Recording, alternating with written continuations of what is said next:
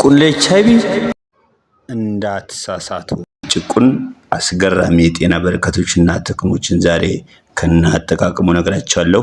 በዋናነት የሚከተሉትን በሽታዎች ለማከም ይረዳል። 1. የወባን በሽታ ለማከም ጭቁኝ ከሚዘጋጅ ሻይ ውጤታማ እንደሆነ የተለያዩ ጥናቶች ያመለክታሉ።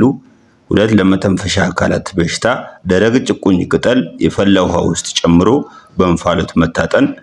3. ለቢሊያርዚያ በአንጀት እና በፊኛ ውስጥ ያሉትን የተውሳኮች ቁጥር በከፍተኛ ደረጃ ይቀንሳል፣ ይህ ጭቁኝ ማለት ነው። 4.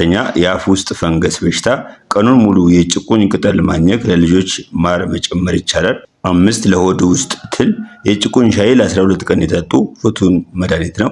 6. ለካንሰር ህመም ጭቁኝ ለአንዳንድ የካንሰር አይነቶች ህክምና ሊጠቅም እንደሚችል ጥናቶች ያመለክታሉ። 7. ለኤችአይቪ ህሙማን አጋዥ መድኃኒትነት ይጠቅማል። ለአንድ ኩባያ የተፈላ ውሃ በአንድ ሻይ ማንኪያ ላይ ቅጠሉን መጨመር ከ15 ደቂቃ በኋላ አጠሎ በየቀኑ ጠዋት ሻዩን መጠጣት በሽታውን ለማዳከም ይረዳል። 7. ለእከክ በታጠበው ቅጠል ሰውነትን መቀባት ነው፣ ግን አለርጂ ሊያመጣ ይችላል፣ ጥንቃቄ ያድርጉ። 8. ለእባጭ ለ20 ደቂቃ በትንሽ ውሃ ቅጠሉን መቀቀልና ቁስሉ ላይ ማድረግ ነው። አድማጮች ሰብስክራይብ ማድረጋችሁን አትርሱ። ኢትዮጵያዊነት ታላቅነት